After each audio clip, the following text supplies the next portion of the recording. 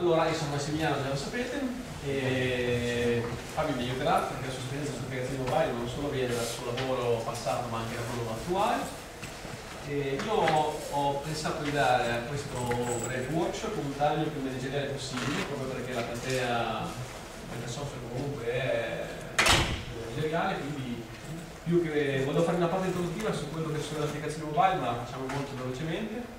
E mi pare di capire che invece sia molto più interessante oggi parlare di alcuni casi pratici. Io ne ho pensati almeno 3, Fabio alcuni li conosce, quindi ci aiuta senz'altro.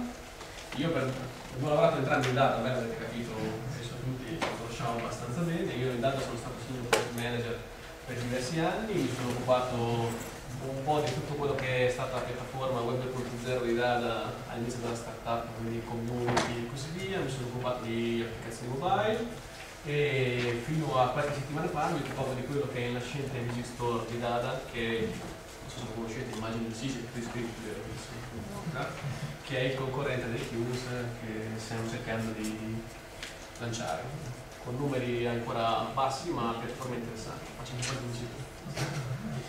Poi mi occupo di operation per un'altra azienda, SMS Italia, quindi un lavoro un po' diverso, però comunque sempre in ambito manageriale, quindi diciamo che il taglio che volevo dare oggi per l'appunto è fornirvi qualche idea, qualche spunto di riflessione per un possibile business su piattaforme mobile, integrate o non integrate, e qualcosa che può essere più utile poi nel business tutti i giorni nel caso avete a che fare con le piattaforme mobile. Più o meno questo è quello di cui volevo parlare, quindi parliamo un secondo di cosa intendiamo per applicazioni mobile, che sono un paio di forme diverse, un po' di tecnologie che possiamo utilizzare, quindi quali sono i problemi dello sviluppo di applicazioni mobile, che ne abbiamo diversi. Vi ho portato un po' di dati che non sono disponibili in generale perché non c'è nessun osservatorio in questo momento che fornisce dati di utilizzo splittati per tipo di piattaforma, tipo di supporto, brand, acquisti dei dispositivi in Italia. Questi dati li racconto io per la mia esperienza, sono aggiornati fino a marzo e poi vi dico cosa capire che non vi ho preso. E invece la parte interessante con cui lo discutere con voi e con Fabio sono gli ultimi 3, che sono 3 spunti per me molto attuali, che sono per l'appunto la quality assurance dei servizi nel caso avessimo grosse applicazioni enterprise appunto mobile, la convergenza dei servizi web, WAP e quant'altro, che è un tema molto di moda in questo periodo, poi vi spiego anche perché. E alla fine è strano, ho portato un case study da Danet, perché Danet in questi anni ha lavorato molto sulla convergenza web, WAP, SMS, altri social network intorno alla piattaforma comune. Quindi questo è piuttosto interessante e parliamo assieme. Quindi vado molto velocemente sulla parte produttiva. Questo ovviamente lo conoscete tutti, però l'ho messo perché come sapevo che c'era in platea se c'erano manager non tecnici, quindi lo racconto molto rapidamente. Chiaramente classifichiamo in 3 parti le applicazioni mobile, ma è banale. Però se pesi intendiamo ovviamente quelle, chiamiamolo così, che sono scritte in un linguaggio di scripting o comunque HTML, HTML e so per consultare direttamente da un browser per un dispositivo mobile. Vi ho messo un esempio così lo capite tutti. Hai Corriere Hit, è il sito del Corriere dedicato a parte del gruppo ACS, dedicato al Corriere per dispositivi mobile, quindi anche per iPhone, schiaffodate e così via. Native ovviamente è il contrario esatto, sono applicazioni compilate in un processo linguaggio postate sul dispositivo che quindi sfruttano il sistema operativo del dispositivo. E qui si aprirà in futuro, nelle prossime slide, uno dei problemi maggiori, che è la grande varietà di dispositivi che c'è sul mercato in questo momento. Ibrido ovviamente è misto, il caso tipico è un feed RSS che viene ricevuto dal dispositivo per ricevere le notizie, clic e si apre il browser con la notizia aggiornata su a questo punto un sito esterno. Dal mio punto di vista, quelle più interessanti in questo periodo, ne parliamo subito così per vedere delle pensate voi, sono quelle browser based, anche perché, come dicevo prima, c'è una grande difformità di dispositivi su cui andare realizzare l'applicazione mobile embedded native, mentre quella browser based richiede un investimento relativamente basso, quello più o meno come sito web con qualche accorgimento del caso, e ci permette di essere live in tempi molto rapidi. E dal mio punto di vista personale, sempre in ottica di management, nel 2009, crisi, non crisi, tempi rapidissimi, eccetera, eccetera, avere la possibilità di andare live con un'applicazione nel giro di un mese, con l'idea che ci viene, per essere on time sul mercato è molto importante. Magari perderemo un anno per sviluppare un'applicazione nativa che potrebbe senz'altro essere più figa, tra virgolette, ottimizzata, veloce, come volete voi, però è passato un anno e tanto marketing forse non c'è più. Questo è un primo spunto che vi do, poi mi dite che ne pensate. Vabbè, queste io ho messo un po' di piattaforme, ma le conoscete tutti, vado avanti più veloce. Io ho portato qualche dato anch'io e qui inizio li conoscevi? No. Il primo spunto sulle applicazioni mobile. Il 2008 è stato un anno di forte crescita dell'utilizzo di applicazioni mobile e anche dell'integrazione, poi vi faccio vedere qualche grafico anche voi. Comunque, questo è Fontenilse, quindi abbastanza attendibile. Nel primo trimestre del 2009 il 13% degli utenti di telefonia mobile ha avuto accesso almeno una volta ad internet con il cellulare, sono circa 6 milioni di individui. Non è male secondo me come customer base, come prospect customer base. 13% è un numero abbastanza alto se considerate l'utente medio italiano in telefonia e quanti telefoni ha una persona in Italia in questo momento, che sono sicuramente questi. Quindi se prendiamo le persone giovani, segmentiamo la customer di tutti gli operatori in diverse fasce, escludendo quelli che tecnologicamente forse non sono così interessati a navigare, fino a diga, 50 anni in su, teniamo i 50 anni verso il basso, togliamo quelli fino a 10 anni che forse non navigano, ci teniamo la fascia di 30 anni, sono quasi tutti, il 13%. Non dico tutti, però sono parecchi.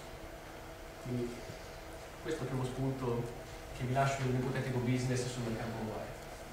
Quello sotto, forte incremento delle visite social network, scommesse e finanze rispetto al 2008, ve ne siete accorti tutti dello sport, dell'offerta che ha fatto Vodafone in questi giorni, che permette di navigare a, mi pare, 2 euro, non ricordo, solo e solamente su Facebook. Facebook è un caso mondiale, in questo momento non si sa quanto durerà, però perlomeno in questo momento è un caso, è in forte perdita. In questo momento è un caso mondiale e Vodafone ha cavalcato questa onda, secondo me molto intelligentemente tra l'altro.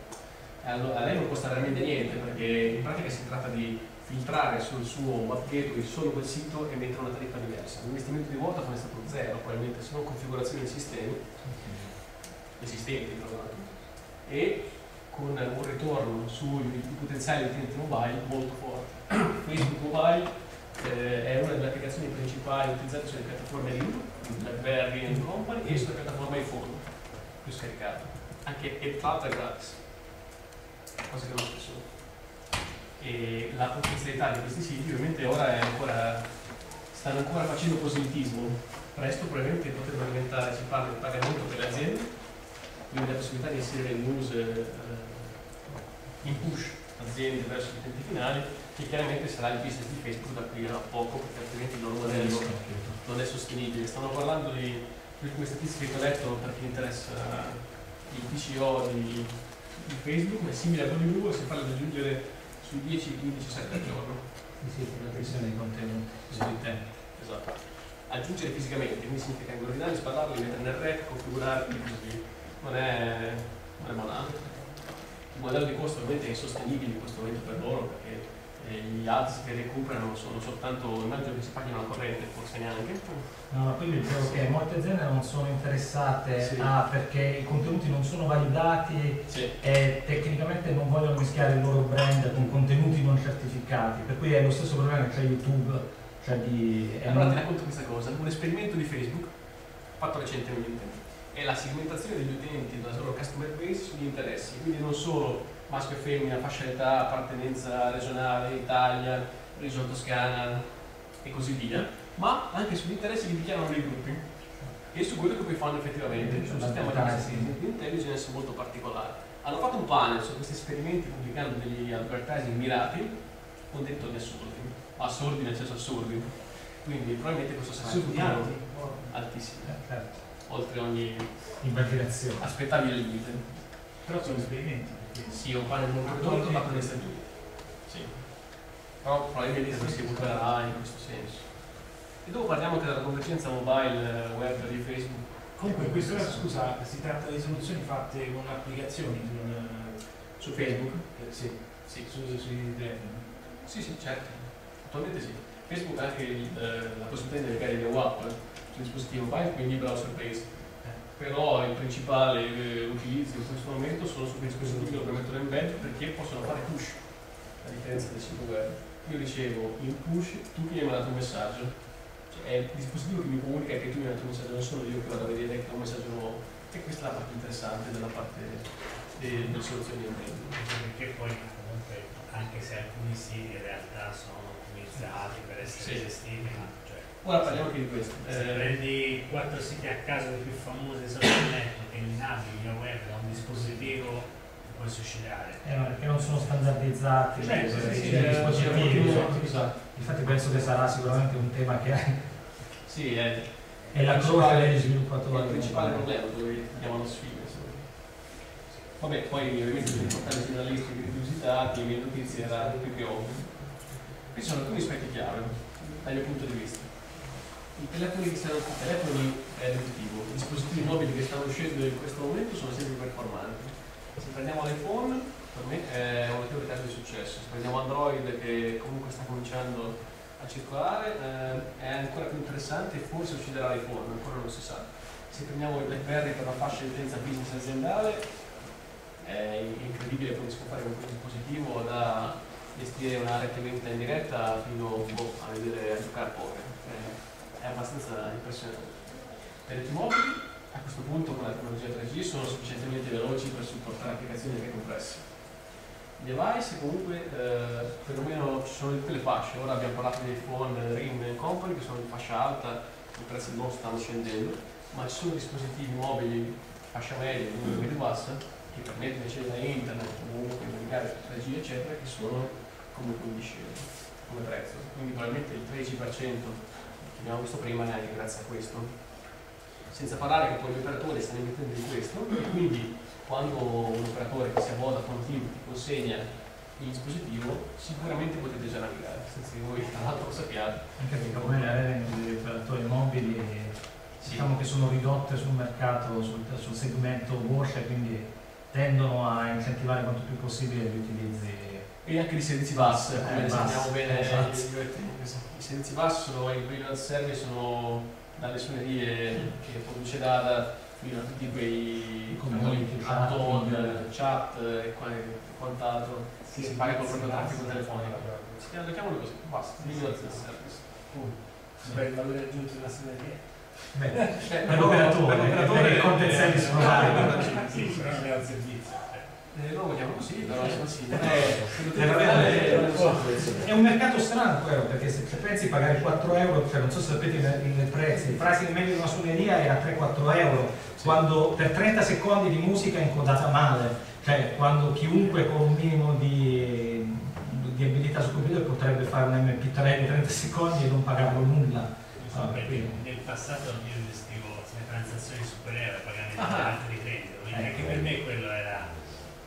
Cioè io vedevo passare i dati, pensavo ci fossero degli errori, non avevo pensato che ci fossero delle persone insomma, che potevano investire quel tipo di budget.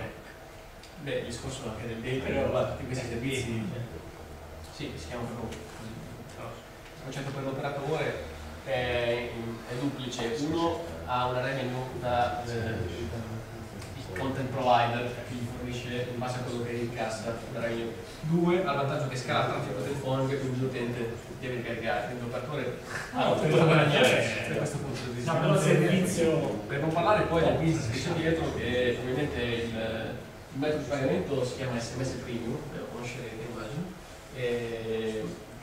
Teoricamente un mercato libero, ma di fatto non lo è, perché l'operatore è un monopolista, da questo punto di vista decide lui chi ha diritto al servizio o meno, con una serie di polemiche, ovviamente. Ci sono alcuni provider che l'hanno avuto, altri no, eccetera. Questo ovviamente crea un po' di disparità, però c'è tutto un altro tema. Qual è il primo sito che vi trovate configurato su tutti i cellulari quando li comprate? È il portale dell'operatore. Le applicazioni su questo portale vengono definite on deck. Il concetto di questi portali, delle applicazioni on demand, è un tema che vi anticipo così ne parliamo anche dopo, è che senza che voi lo sappiate, l'operatore, una volta che navigate da questo sito verso l'altra applicazione, fornisce il vostro caller ID, il vostro numero di telefono, in per nascosto nella pagina, eccetera. E questo è il metodo che usano i content provider per poter iscrivere e di conseguenza billare, tra virgolette, con un SMS premium, il vostro conto telefonico. Ci sono metodi diversi con livelli diversi di sicurezza, cioè Telecom lo passa in chiaro, Vodafone no, Vodafone cripta, no, però beh, insomma, sì. Il metodo per quanto complicato c'è ed è quello utilizzato poi per ottenere i vostri soldi, c'è da girarci intorno. Vabbè, questo l'ho messo giusto per i non tecnici, i metodi di sviluppo sono gli stessi di un'applicazione tradizionale, questo ovviamente non cambia niente. Le slide che vi faccio vedere adesso invece sono le più interessanti dal mio punto di vista.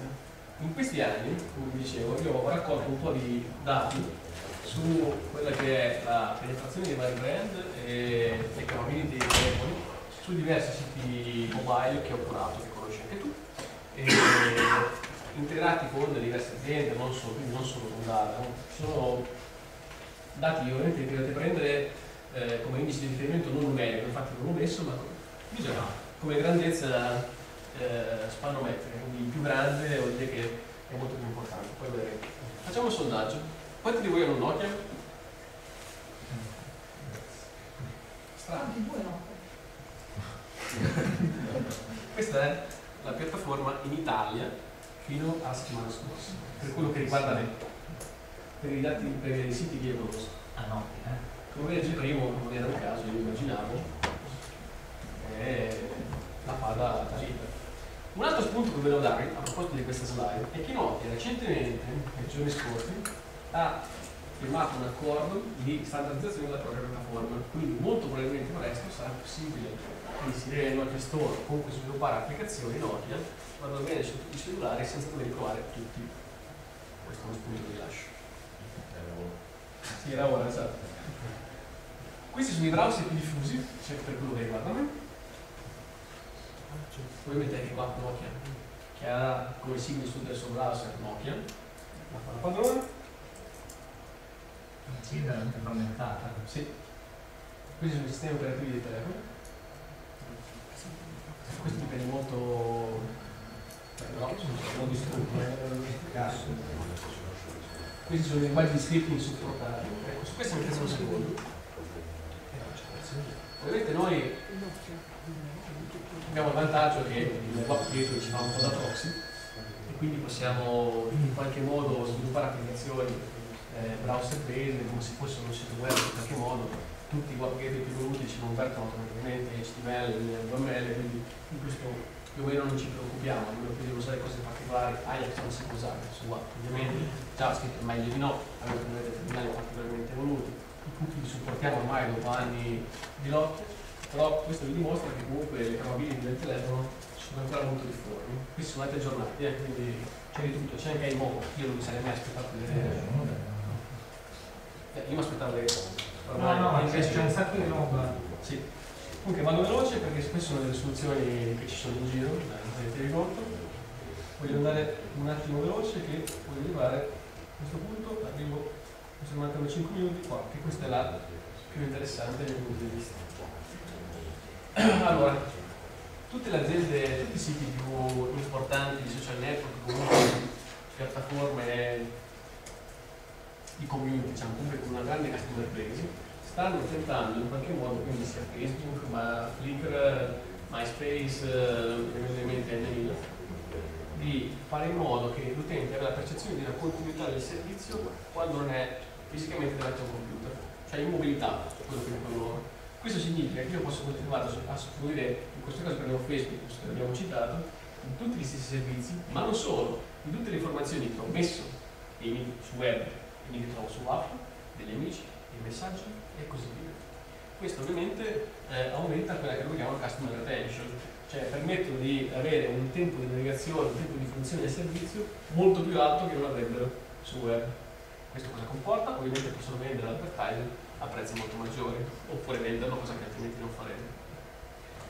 volevo raccontarvi quello che abbiamo fatto noi Dada negli ultimi 2 anni, più o meno.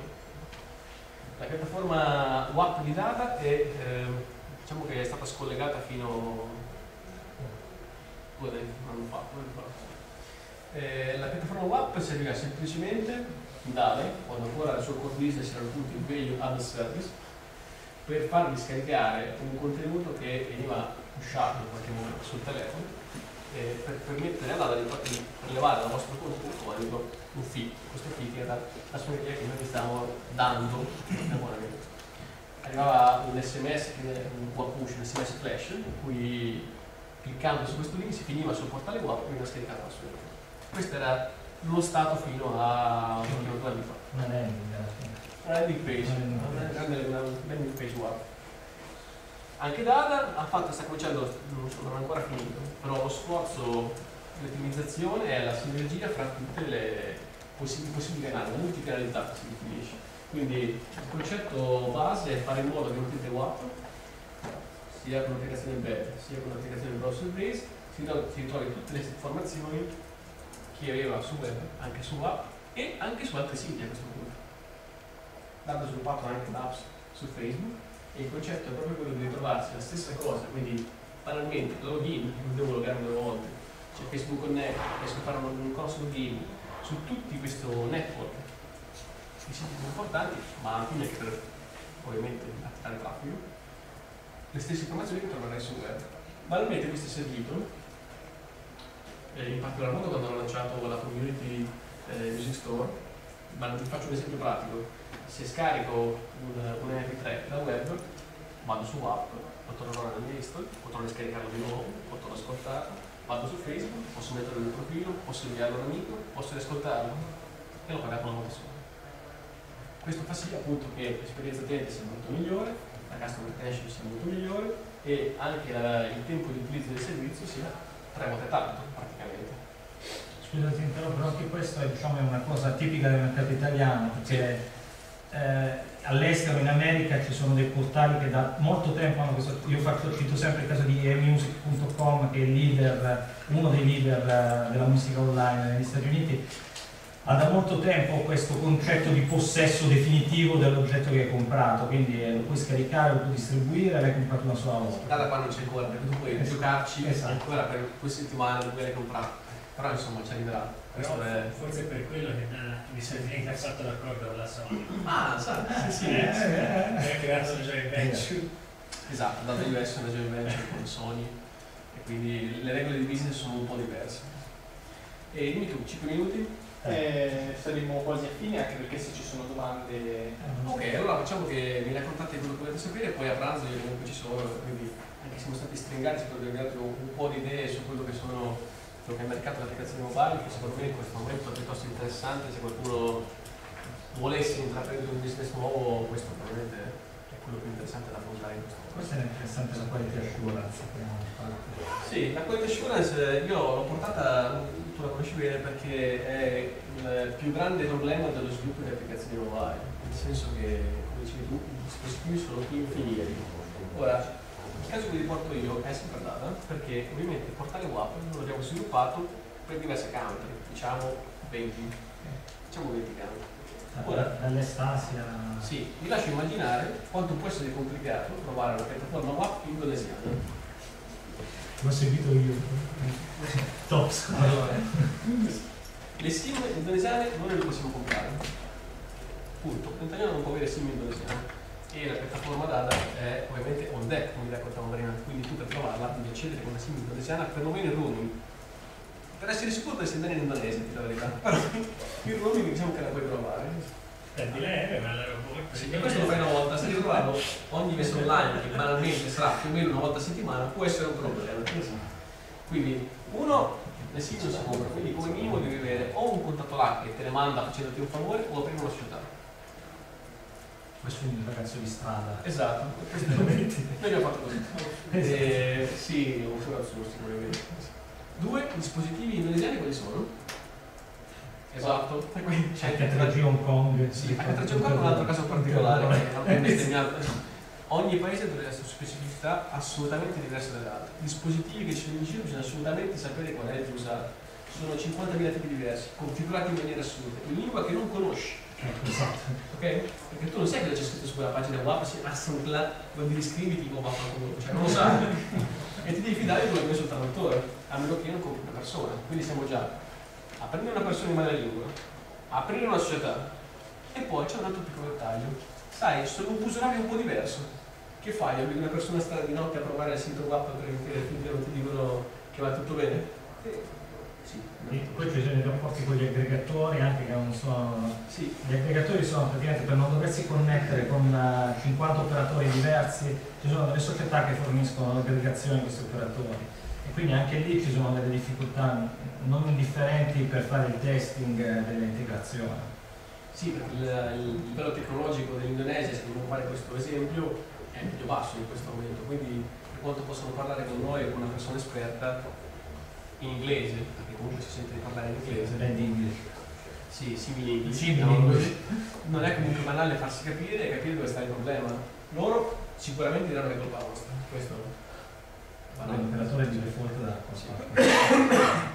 Una domanda, nello schema che faceva prima, la tecnologia Docomo come posizionamento per il Giappone e potenzialmente per la Cina, sì, viene vista come qualcosa di spaigato, cioè ci starà attirando loro a noi o noi a loro per il mercato reale? secondo me i mercati asiatici in questo momento sono molto particolari. Noi abbiamo fatto un test su Cina, è andato molto male, questa è la verità.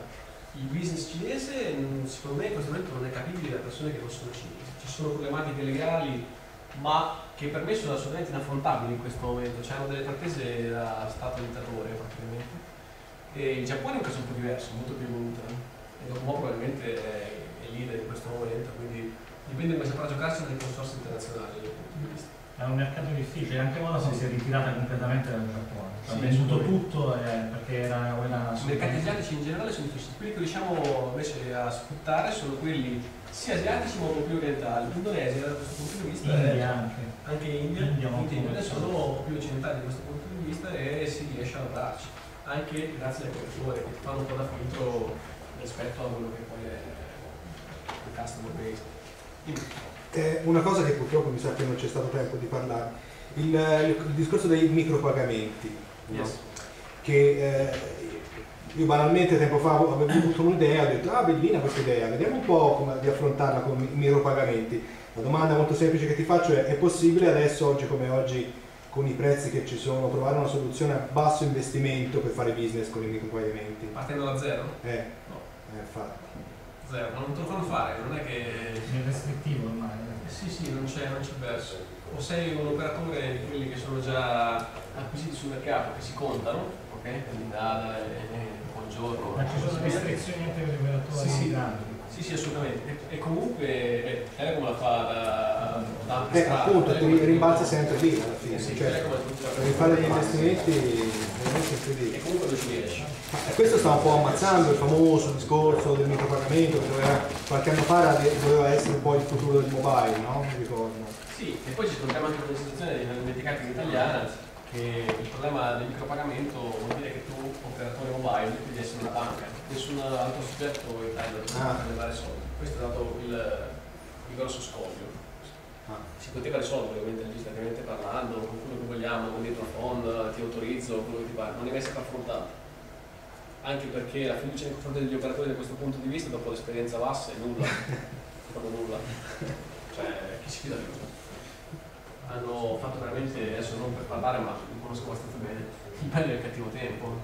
Vabbè, non c'erano strumenti di controllo, cioè fino a un anno fa, diciamo, potenzialmente un content service provider poteva billare in maniera abbastanza indiscriminata la customer base dell'operatore. Sì. Adesso TIM è diventata molto restrittiva fin troppo, ha inserito degli strumenti di controllo fortissimi centralizzati, un'anagrafica servizi e content provider centralizzata che a cui bisogna chiedere sempre autorizzazione per qualsiasi operazione che viene fatta sul cliente. Però perlomeno c'è un log. Però esatto, sì, infatti secondo me è un beneficio, nel senso grosso, perché comunque È un grosso scoglio per l'implementazione delle cose nuove, se tu, cioè richiede un grosso investimento tecnologico, interfacciassi con quello che si chiama Peppe, quello interfaccia di cui parla Fabio.